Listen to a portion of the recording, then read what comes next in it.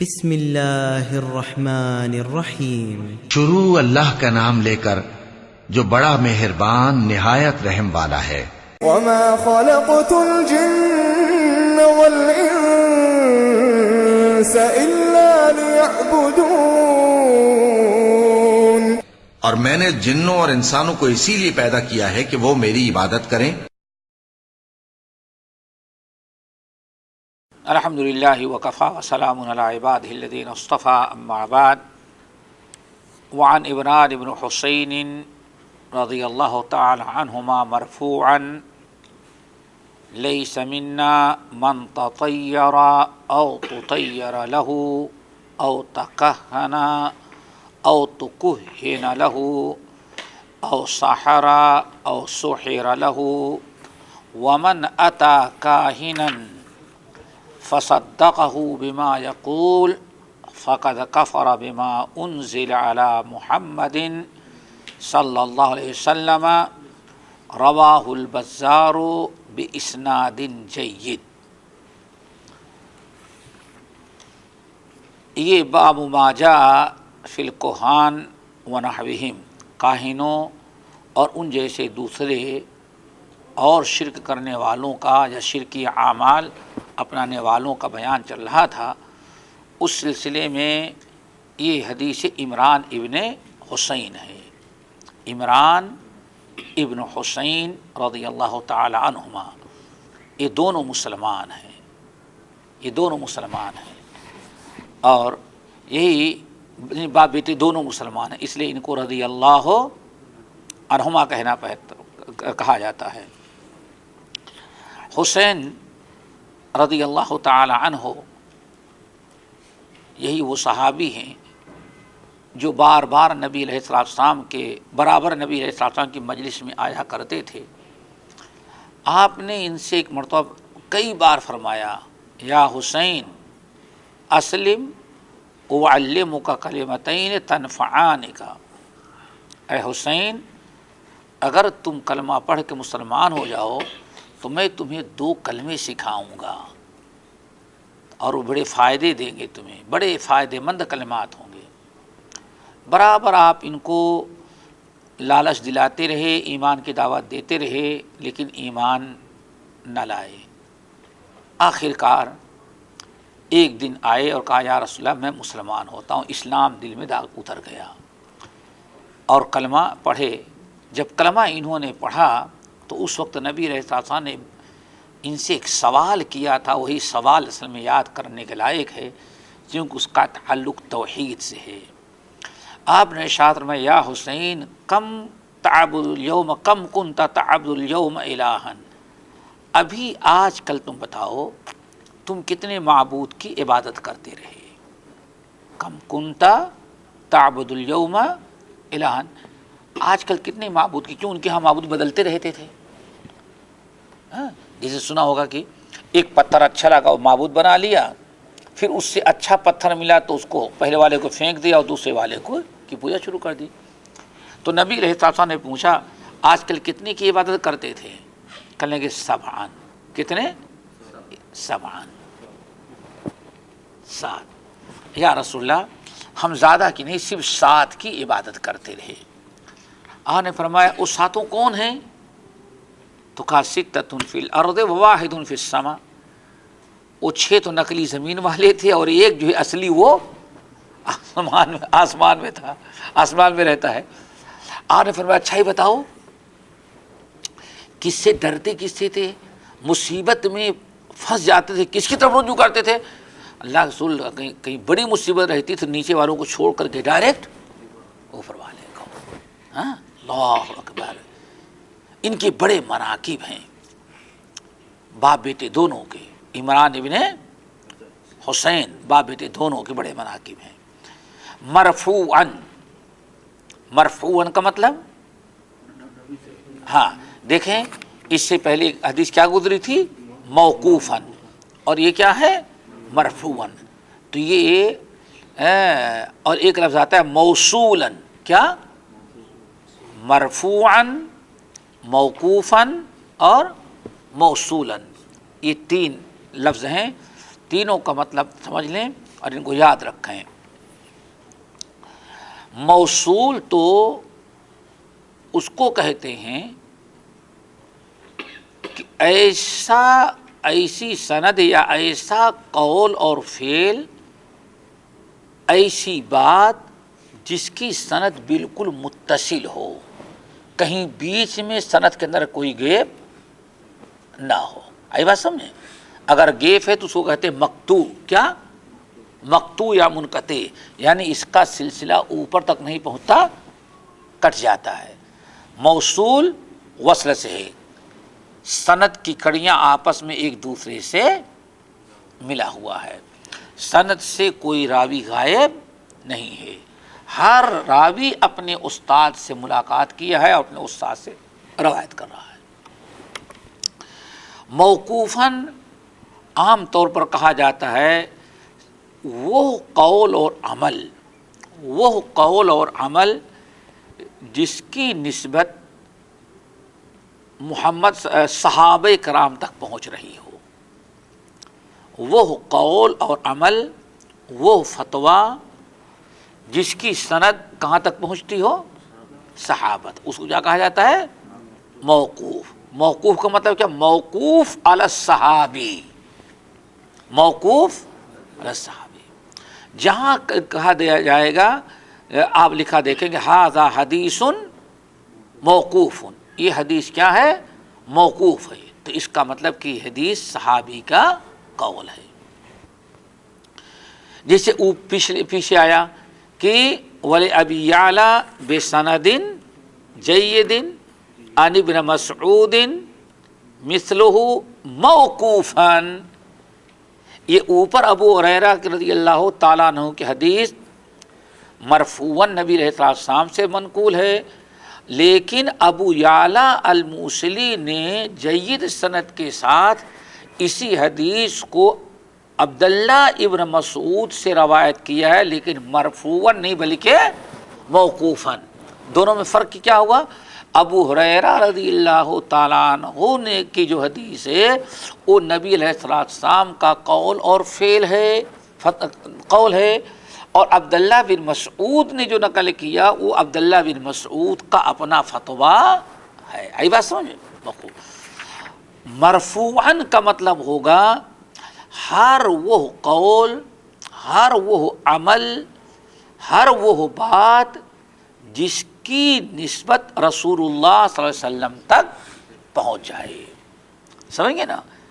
اللہ کے رسول نے یہ فرمایا، اللہ کے رسول صلی اللہ علیہ وسلم نے یہ کیا، رسول اللہ صلی اللہ علیہ وسلم کے زمانے میں یہ ہوا، یہ تینوں شکلیں جو ہیں جہاں آ جائیں اس کو کہا جاتا ہے مرفوع۔ تو عمران ابن حسین رضی اللہ تعالیٰ عنہ مرفوعاً، مرفوعاً کا مطلب کیا ہوگا؟ ان عمران ابن حسین قال قال رسول اللہ صلی اللہ علیہ وسلم، لیکن اسی کو مختصر کیا؟ ان عمران ابن حسین مرفوعاً، نبی علیہ السلام نے فرمایا لیس منا، یہ بڑی جامع حدیث ہے، لیس منا، وہ شخص ہم میں سے نہیں ہے۔ یہ بہت بڑی وعید ہے، لیس منا، یعنی نبی علیہ السلام اس کو اپنے طریقے اپنے امت سے خارج کر دے رہے ہیں، یعنی مومنوں میں سے وہ نہیں ہے۔ ملت لیس منا، یہ لفظ بڑا شدید وعید کا ہے، اور کہیں کہیں آتا ہے ملت سے خارج تو نہیں لیکن کیا؟ مسلمانوں سے باہر ہے، یعنی مسلمانوں کی کردار، مسلمانوں کے طریقے سے یہ باہر ہے۔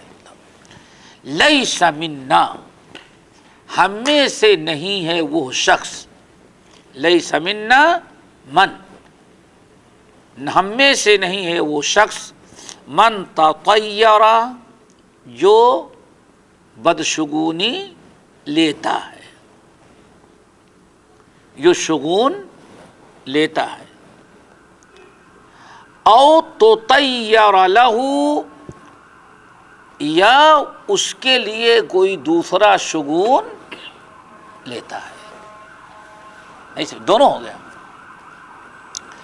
لیس منا من تطیر، نہیں ہے ہم میں سے جو شگون لیتے نا، بد شگون لے نا، پیچھے گزر چکی نہیں گزری ہوئی، وہ نہیں ہے جو بدشگونی لیتا ہے، شگون نکالتا ہے، یعنی شگون کرنے والا.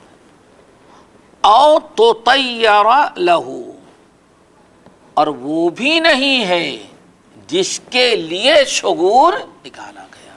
اللہ اکبر. ذرا دیکھا آپ نے، ایک تو کیا ہے آپ نے اپنے سے لے لیا، نمبر 2 ان کے لیے، دوسرے کے لیے وہ بھی نہیں ہے. کیوں؟ قبول تو کیا اس نے. او تکہنا او تکہنا لہو، او تکہنا او تکہنا لہو، اور وہ بھی ہم میں سے نہیں ہے جو کاہن کے پاس جاتا ہے اور اپنا کاہن سے معلوم کرتا ہے کچھ. او تکہنا لہو، اسی طرح وہ بھی ہم میں سے نہیں ہے جس کے لیے کوئی دوسرا معلوم کرتا ہے. نہیں سمجھ میں آیا؟ آپ خود چلے گئے کاہن کے پاس، بابا ذرا بتائیں یہ کیا ہے؟ یہ تو نہیں جاتے، لیکن آپ نے ان کے لیے جا کے کہا بھائی ہمارے ایک بھائی ہیں وہ تو آتے نہیں، وہاں بھی ہیں، یہی کہیں گے نا آپ، وہ تو پکا نکلا وہ تو آتا نہیں، یا میرے پاس ٹائم نہیں ہے. ان کے لیے آپ گئے اور آپ نے جو بتایا انہوں نے بھی قبول کر لیا. دیکھیں ایک گئے تو نہیں لیکن ان کے لیے کیا گیا، اس کو انہوں نے پسند کر لیا. ایسا ہوتا ہے نا. ارے آج استخارے والا چکر کیا ہے جو کرائے پر استخارہ نکلا، یہی سارا چکر ہے. وہ بھی ہم میں سے نہیں ہے. او سحرا، تیسری چیز کیا ہے؟ یا جس نے جادو کیا، جادو کیا، آپ نے کسی پر جادو کیا. او سحر لہ، یا جس کے لیے جادو کیا گیا. آپ اپنے لیے تو نہیں کروائے، ان کے لیے جا کے کروائے. آپ اپنے گھر میں پھوٹ ڈالنے کے لیے نہیں، لیکن ان کے لیے آپ نے کروایا. کیوں؟ وہ چاہتے ہیں کہ فلاں کے ہاں پھوٹ پڑ جائے، تو انہوں نے نہیں کیا، لیکن آپ نے ان کے دشمن کے ہاں آپ نے پھوٹ ڈلوا دی. ایسا ہو سکتا ہے. یہ ہو گئے کتنے ہوئے؟ من لیس منا من تطیر او تطیر لہ، او تکہن او تکہن لہ، او سحر او سحر لہ. ہو گیا. اب آگے ومن اتا کاہنا، ومن اتا کاہنا فصدقہ بما یقول فقد کفر بما انزل علی محمد صلی اللہ علیہ وسلم، رواہ البزار باسناد جید. ومن اتا کاہنا، ومن اتا کاہنا، اور جو شخص کسی کاہن کے پاس آیا، فصدقہ بما یقول، اور کاہن نے جو کہا اس کو قبول بھی کر لیا. فقد کفر بما انزل علی محمد صلی اللہ علیہ وسلم، تو اس نے انکار کر دیا اس چیز کا جو محمد صلی اللہ علیہ وسلم پر اتاری گئی تھی. اور نبی علیہ السلام پر کیا اتاری گئی؟ کتاب قرآن، سنہ اور شریعت۔ رواہ البزار باسناد جید، اس حدیث کو امام بزار رحمۃ اللہ علیہ نے اپنی مسند میں نقل کیا ہے اور اس کی سند جو ہے وہ جید ہے۔ اس حدیث میں 3 قسم کے لوگوں کو اللہ کے رسول نے اپنے مسلمان طریقے سے نکال دیا ہے، ملت سے نکالا، یعنی جو شریعت ہم لے کر کے آئے اس پر یہ لوگ نہیں ہیں۔ وہ کون ہیں؟ شگونی لینے والا، غیروں کے لیے شگون کرنے والا، اسی طرح سے خود کاہن کے پاس اپنے لیے جانا یا کسی اور کے لیے جانا، اسی طرح سے تیسرا کون ہے؟ سحر کرنا یا کسی اور کے لیے کروانا۔ پھر آخر میں جو باب ہے کہانت کا، اللہ کے رسول نے اس کا تذکرہ کیا، من اتا کاہنا فصدقہ بما یقول فقد کفر بما انزل علی محمد صلی اللہ علیہ وسلم، رواہ البزار باسناد جید۔ اس سے پہلے اس مفہوم کی بہت ساری حدیثیں گزر چکی ہیں۔ پچھلے درس میں نے بتایا تھا ایک مسئلے کو ثابت کرنے کے لیے علماء محدثین کئی دلیلیں روایت کر دیتے ہیں اور سب کا معنی ایک ہی ہوتا ہے۔ اس سے مقصد یہ ہوتا ہے کہ مسئلہ کے لیے جتنی زیادہ دلیلیں ہوں گی اتنا ہی مسئلہ وہ ٹھوس اور مضبوط ہوتا ہے۔ وَرَوَاهُ الطَّبَرَانِيُّ، وَرَوَاهُ الطَّبَرَانِيُّ فِي الْأَوْسَطِ، اور امام طبرانی رحمۃ اللہ علیہ نے اپنی اوسط کے اندر نقل کیا۔ امام طبرانی رحمۃ اللہ علیہ نے 3 موجم لکھی ہیں، حدیث کی بڑی 3 کتابیں لکھی ہیں، موجم کبیر، موجم اوسط اور موجم صغیر۔ المعجم الکبیر، المعجم الاوسط اور المعجم الصغیر، اور یہ تینوں الحمدللہ مطبوع ہو چکی ہیں۔ معجم الکبیر، یہ حدیث یہاں جو نقل کر رہے ہیں وہ معجم اوسط۔ اب عام طور پر لوگ اس کو مختصر کرنے کے لیے رواہ الطبرانی فی الکبیر فی الاوسط اور فی الصغیر کہہ دیتے ہیں، ورنہ پورا جملہ کیا ہونا چاہیے؟ طبرانی نے اس کو المعجم الکبیر میں روایت کیا یا طبرانی نے اس کو المعجم الاوسط میں، یا کیا کہیں طبرانی نے اس کو المعجم الصغیر کے اندر، لیکن بس مختصر کبیر، صغیر اور اوسط۔ تو شیخ الاسلام کہہ رہے ہیں یہ عمران بن حسین رضی اللہ تعالیٰ عنہ کی حدیث جو آپ لوگوں کے سامنے ہم نے ذکر کی ہے، یہ ہیں الفاظ ہیں مسند بزار کے، اور اسی حدیث کو امام طبرانی رحمۃ اللہ علیہ نے اپنی معجم اوسط میں بسند حسن نقل کیا ہے، لیکن صحابی بدل گئے ہیں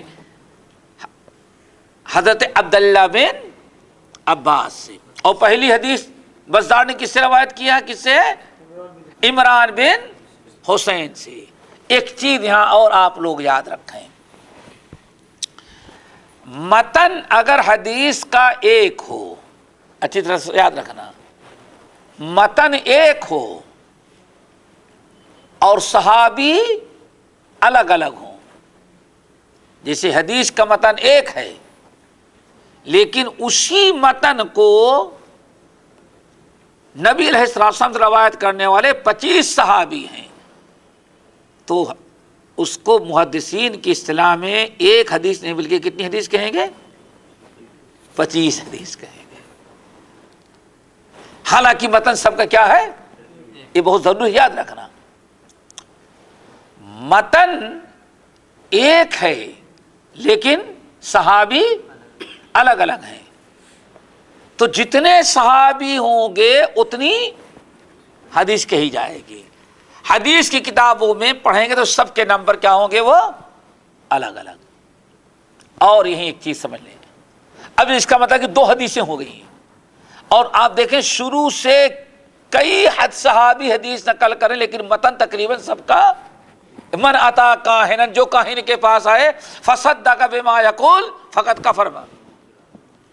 اتنے 3 درس گزر گئے لیکن تقریباً متن ایک ہی آ رہا ہے۔ کیوں؟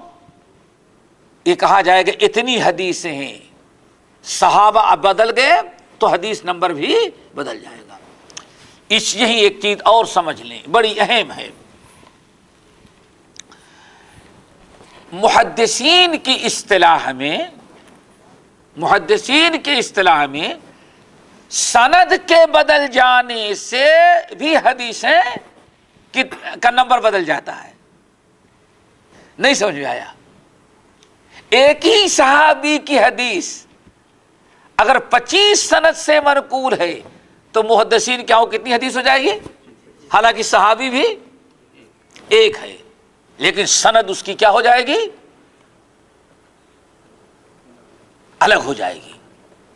تو ایک حدیث جتنی سند سے مروی ہوگی، محدثین اپنی کتابوں میں ایک حدیث کو جتنی سند سے نقل کریں گے وہ ساری حدیث کا نمبر بھی، ہر سند جو ہے ایک حدیث کے قائم مقام ہوگا، اس لیے نمبر بدلتا جائے گا۔ نہیں سمجھا میرے خیال سے؟ اسی لیے جو کہا جاتا ہے فلاں محدث کو اتنی لاکھ حدیثیں یاد تھیں، تو کبھی ایسا ہوتا ہے اتنی لاکھ حدیثیں متن کے اعتبار سے نہیں تھی بلکہ سند کے اعتبار سے تھی۔ یہ بہت اہم نقطہ ہے، اس کو یاد رکھنا۔ اور کبھی دیکھو سنن نسائی یا پوری سیاستہ کو لے کے مسند احمد بن حنبل، جتنی مرتبہ جتنی سند سے حدیث منقول ہوتی ہے اتنے نمبر بدلتے جاتے ہیں۔ چلو، تو رواہ الطبرانی، اور طبرانی نے روایت کیا اوسط میں، اپنے معجم اوسط میں، بے سند حسن، لیکن کس کی سند کے ساتھ؟ کس صحابی سے؟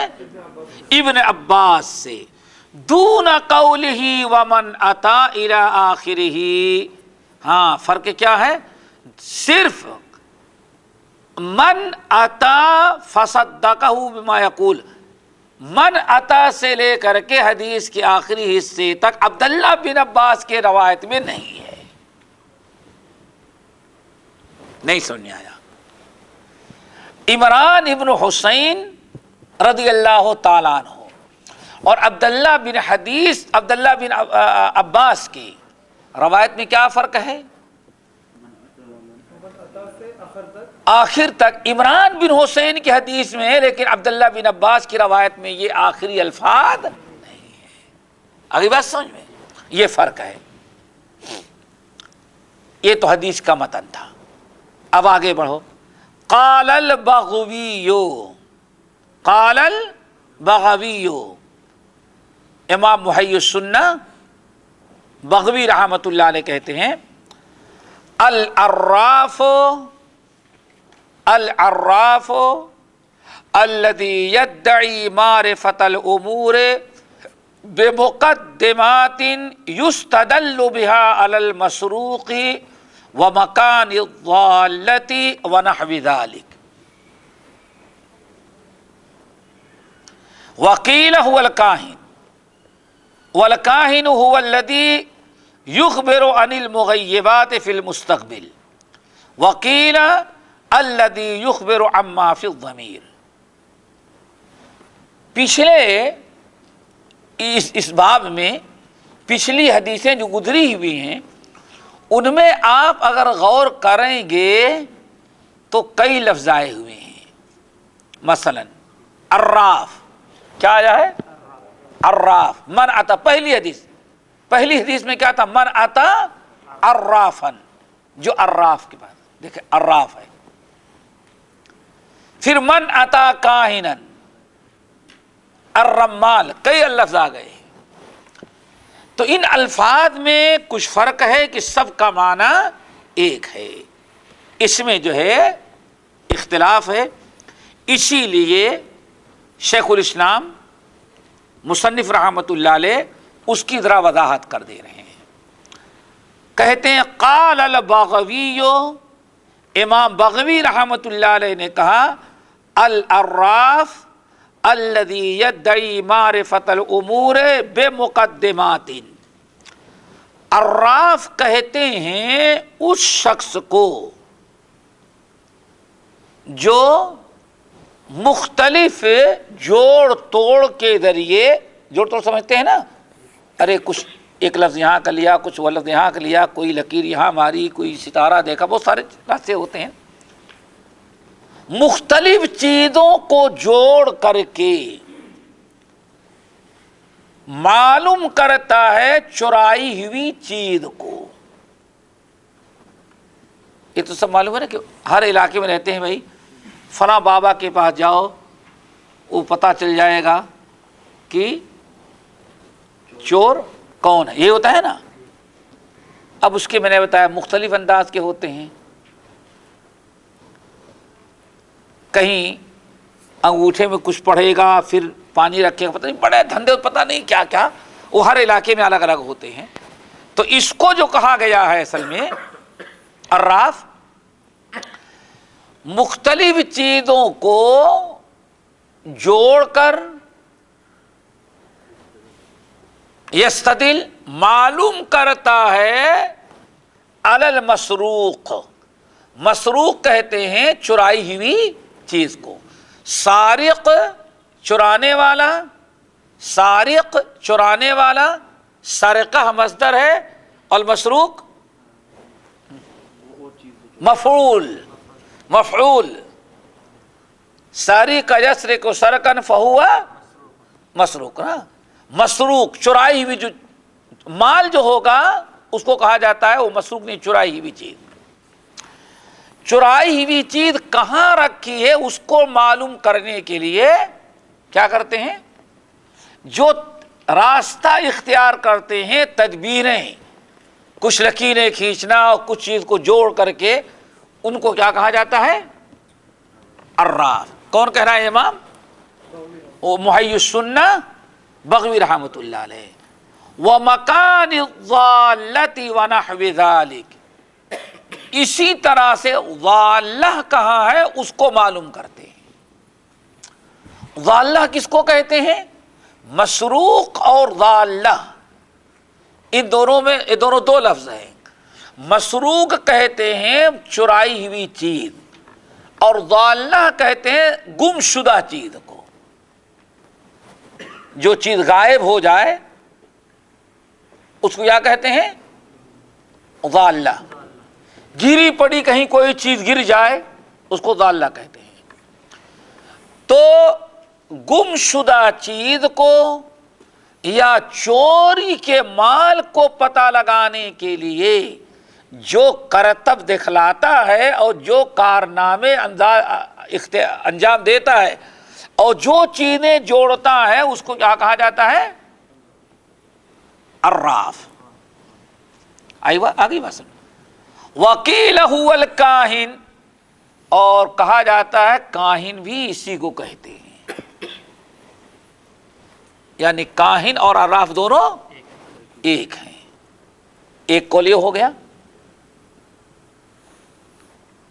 کاہن اور عراف دونوں کا معنی ایک ہو گیا. اس کو کہتے ہیں مترادف. انگلش میں کیا کہتے ہیں بامعنی لفظ کو؟ کیا؟ اچھا، کیا ہو گیا یہ؟ مترادف لفظ، یعنی بامعنی. لفظ دو ہوں اور دونوں کا معنی ایک ہو. جیسے رجل، آدمی، لوگ، سب ایک ہی ہیں کہ الگ الگ ہیں؟ سب کا مطلب کیا ہے؟ جا رجل، رجل آیا، جا آدمیون، آدمی آیا، دونوں ایک ہی معنی ہے. اس کو کہا جاتا ہے مترادف. اللہ اکبر. وکیلا، اور بعض لوگوں نے کیا کہا؟ والکاہن هو الذی یخبر عن المغیبات فی المستقبل. سمجھو پہلے، عراف کہتے ہیں، سنا غور سے، عراف کہتے ہیں گم شدہ چیز یا چرائی ہوئی چیز کو پتہ لگانا. سی آئی ڈی کو پتہ لگانا الگ ہے، سمجھ گئے نا؟ بعض علاقوں میں چور کو پکڑنے کے لیے کیا باہر معلوم ہے، مسئلہ مشہور ہوا ہے، ہر چوری کا پتہ لگانے والا اس وعید میں شامل نہیں ہے. ایک بڑا ہوشیار آدمی تھا، بڑا ہوشیار، گاؤں میں چوری ہو گئی، اس نے کہا میں پتہ لگا لیتا ہوں. لوگوں نے کہا وہ کیسے؟ کہا بتاؤ. اب بڑا زبردست چور، مال چرایا گیا. اب آدمی بڑا ہوشیار تھا، تم لوگوں کی طرح رہا ہوگا. اس نے کہا میں پتہ لگا لوں گا، جس کا مال غائب ہوا تھا سرکار آدھا مال تم کو دے دوں گا مگر پتہ چل جائے تو. وہ سوچتا کروڑوں کو معاملے، کم سے کم 50 تو ملے گا ہمیں. کہا نہیں ہم کو کچھ نہیں چاہیے، بس پتہ لگا دوں گا. کہا کیا ہے؟ کہا کہ جتنے افراد گاؤں میں ہیں سب کو ایک بالشت لکڑی دی جائے. بالشت، چلو 5 کیا 1 فٹ کی لکڑی دی جائے. لوگوں نے کہا لکڑی سے کیا پتا چلے گا؟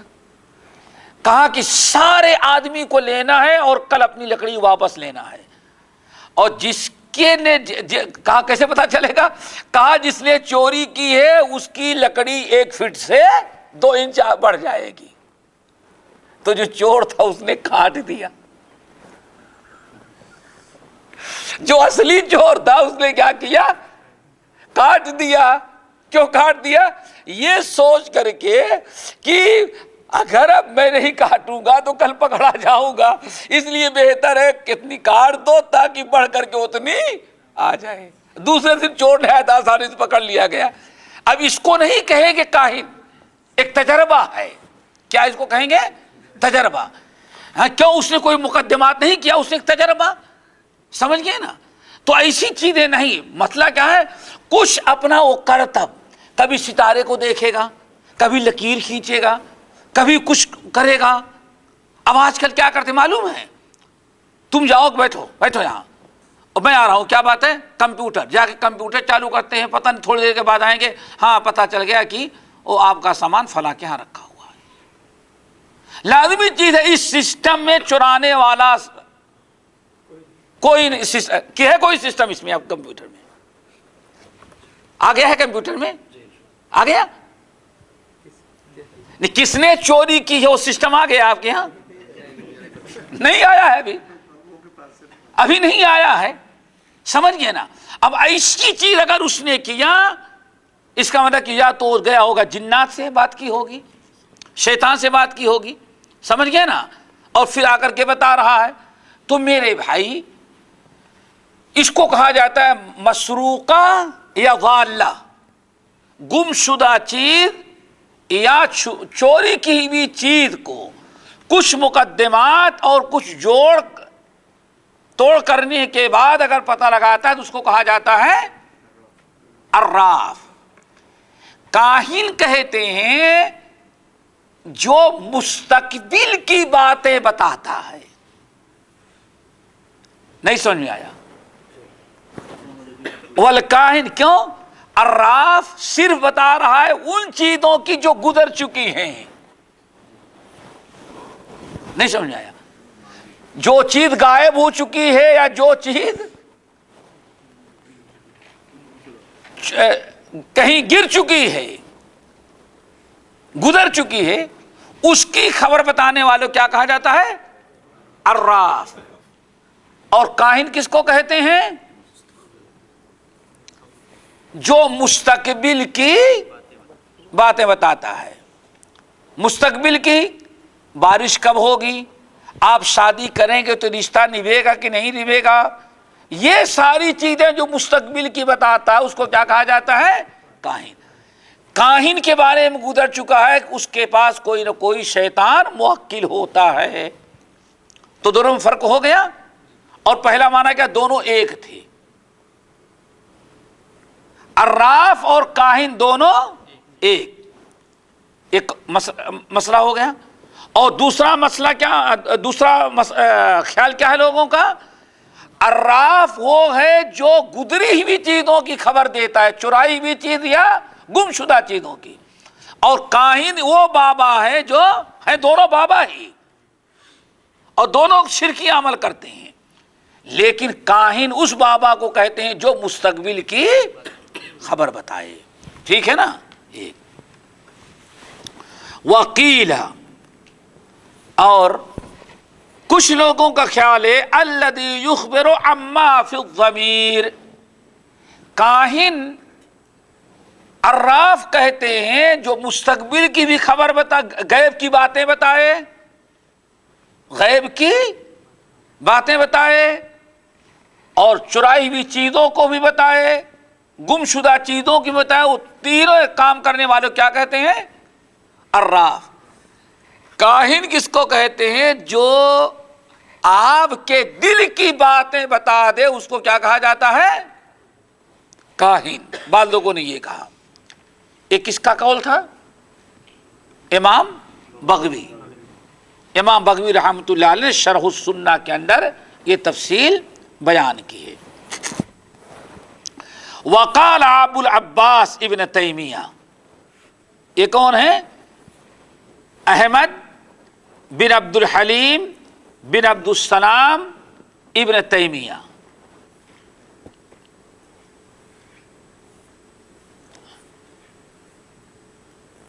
دو ابن تیمیہ ہیں، ایک ابو العباس ہے، ایک ابو المجد ابن تیمیہ ہے. ادھر یاد رکھیے گا کتنے ابن تیمیہ ہیں مشہور، اور دونوں اپنے وقت کے امام ہیں. ایک کو شیخ الاسلام کہا جاتا ہے، دوسرے کو شیخ الاسلام نہیں کہا جاتا. ابو المجد ابن تیمیہ جو ہیں وہ حنبلی مذہب میں جو محدثین گزرے ہوئے ہیں شام کے اندر، ان کا شمار اس میں ہے.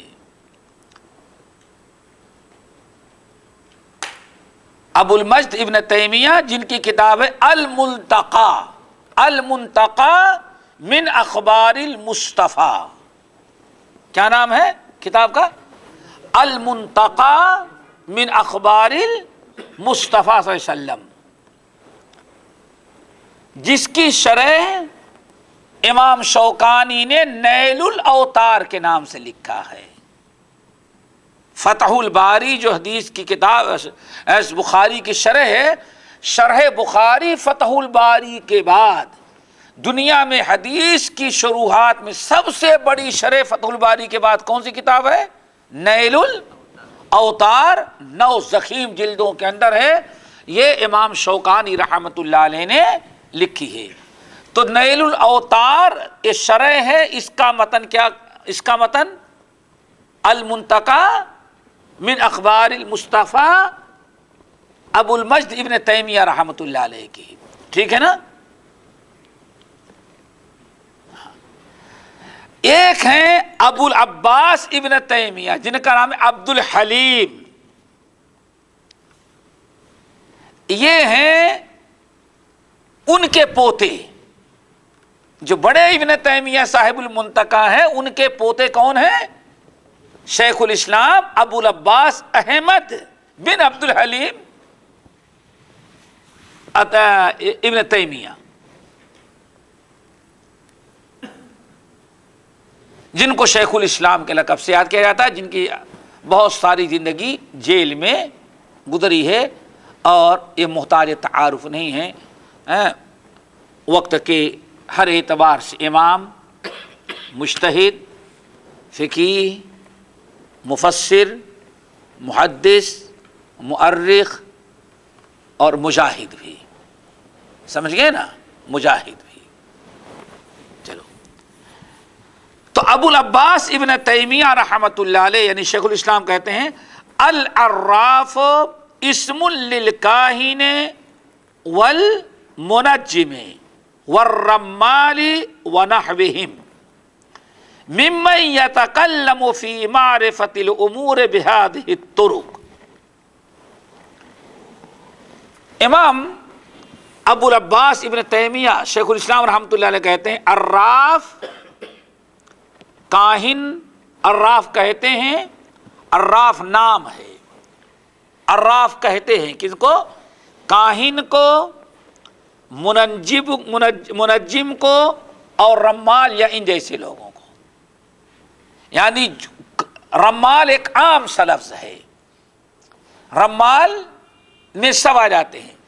کاہن ہے جو ہے وہ بھی رمال ہے، کاہن جو ہے وہ بھی عراف ہے. منجم یعنی جو نجومی ہے وہ بھی عراف ہے، کاہن جو ہے وہ بھی عراف ہے، رمال جو ہے وہ بھی عراف. شیخ الاسلام نے تیمیہ رحمۃ اللہ علیہ نقل کر رہے ہیں کہ نام ایک ہے، کام اس کے کئی ہیں. یعنی سب کو، سب میں تھوڑا تھوڑا فرق ہوگا لیکن رمال میں سب شامل ہے. یہ کس کا قول ہے؟ بلکہ کہتے ہیں کہ یہی تین نہیں، ان کے علاوہ جتنے ہیں جو ماضی کی، مستقبل کی، غیب کی، یہ ساری چیزیں جو مختلف انداز و کرتب سے جوڑ پھوڑ کے ذریعے بتاتے ہیں، ان سب کو کیا کہا جاتا ہے؟ رمال. وہی عراف کبھی وہ نجومی کی شکل میں ہوتے ہیں، کبھی کاہن کی شکل میں ہوتے ہیں، کبھی رمال کی شکل میں ہوتے ہیں. ٹھیک ہے، یہ بات ہو گئی کہ ہے کچھ اشکال؟ وقال ابن عباس رضی اللہ تعالیٰ عنہ فی قوم یکتبون ابجد وینظرون فی النجوم.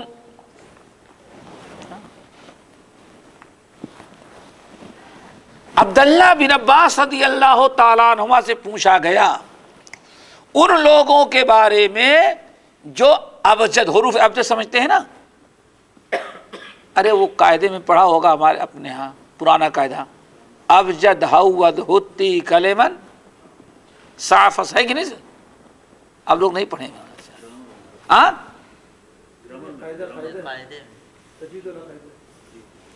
پڑھ چکے ہو نا؟ چلو ہاں ابجد، یہ اب ان کو حروف ابجد کہتے ہیں.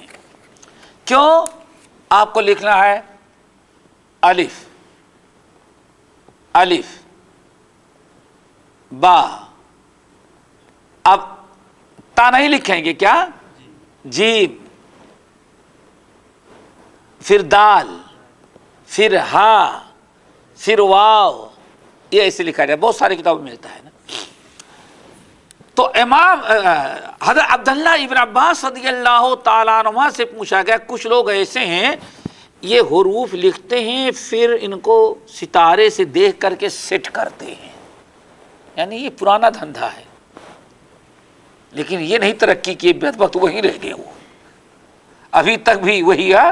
دنیا کہاں سے کہاں تک پہنچ گئی ہے، لیکن شرک و بدعت کرنے والے وہ ایسے نرے جاہل ہوتے ہیں، ان میں کوئی فرق نہیں آیا.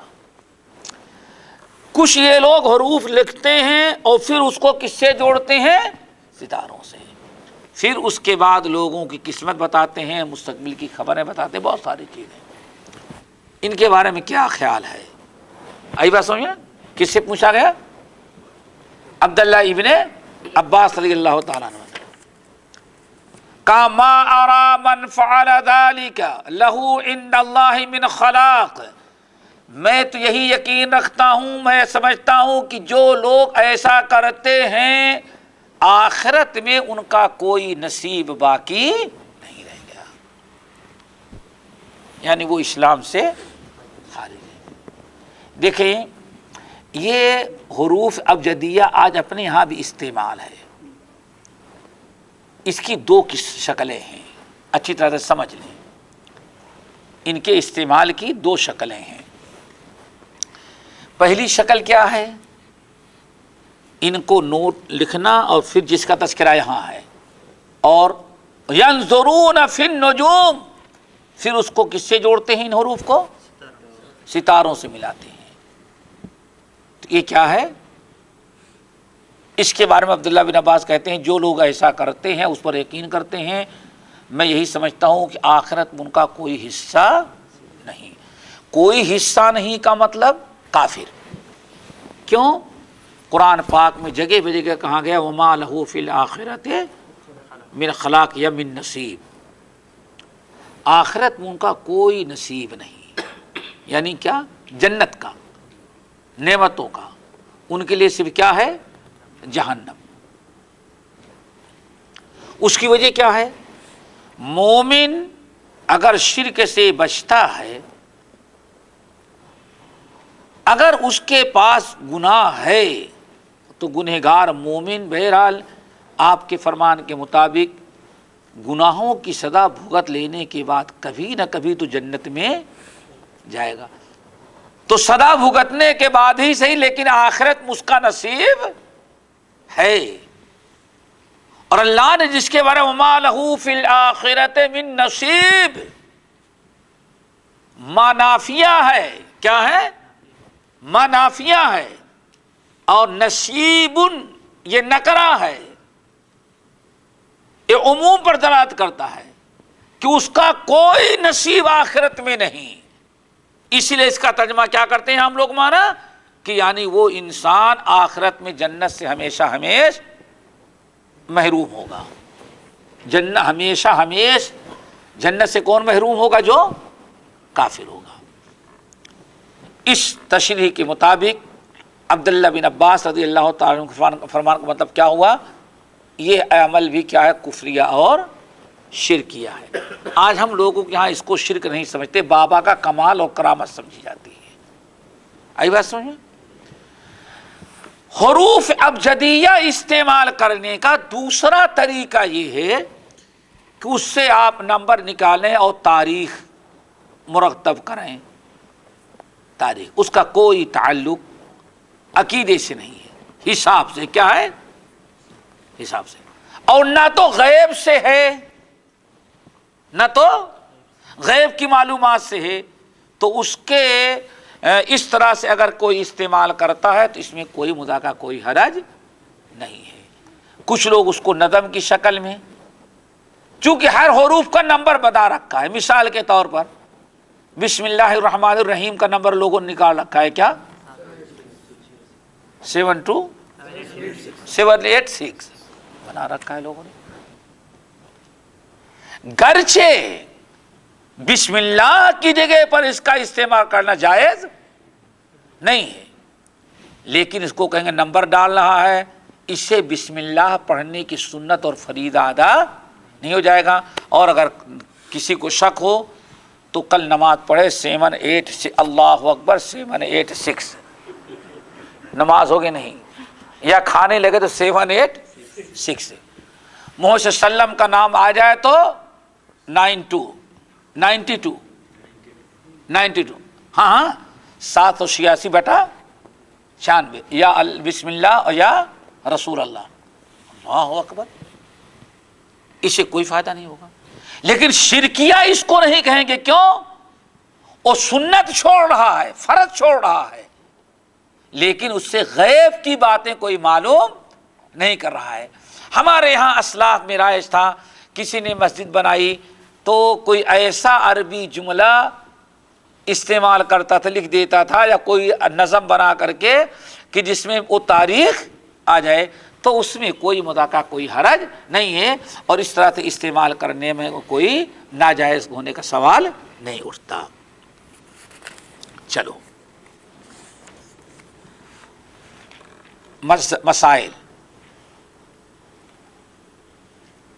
مسائل لا یجتمع تصدیق الکاہن مع الایمان بالقرآن.